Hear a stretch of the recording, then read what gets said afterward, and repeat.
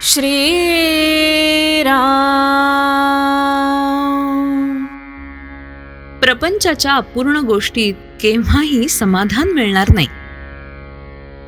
सर्व अनुभवात आत्मप्रचिती ही खरी. दुसऱ्याने पुष्कळ अनुभव सांगितले, परंतु स्वतःला येईल तो अनुभव हाच खरा महत्वाचा. आत्मप्रचितीने जागरूकता येईल, भाव वाढेल, साधनाला जोर येईल आणि भगवत प्राप्ती लवकर होईल. संतांनी पुष्कळ गोष्टी आजवर आपल्याला सांगितल्या, पण त्यांना देव जसा हवासा वाटला तसा आपल्याला वाटतो का? प्रपंच करत असताना भगवंताची आपल्याला आवश्यकता वाटते का? आपण असा विचार करावा की आपण लहानाचे मोठे झालो, विद्या संपादन केली, नोकरी मिळाली, लग्न झालं, मुलं बाळ झाली, घरदार केलं, पण आपल्याला अजून काहीतरी हवंसं वाटतंच आहे.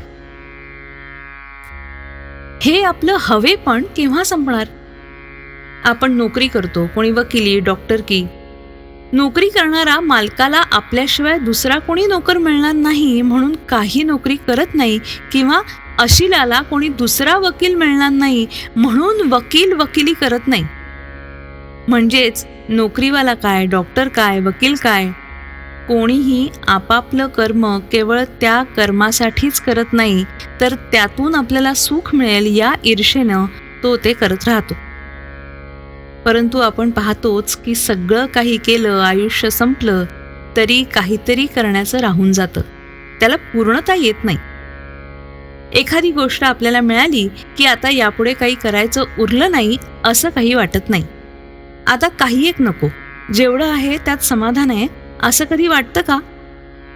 पुढे कसं होईल, हे सगळं टिकेल का, यात आणखीन भर कशी पडेल याचीच विवंचना कायम.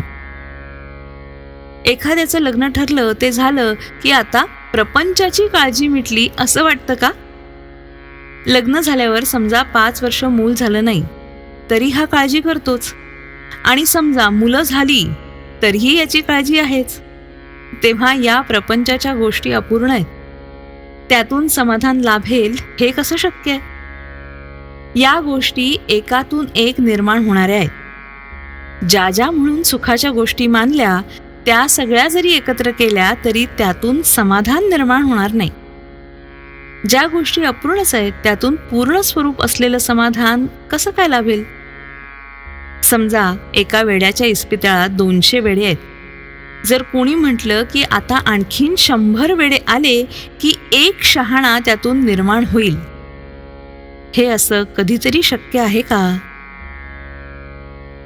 श्रीराम.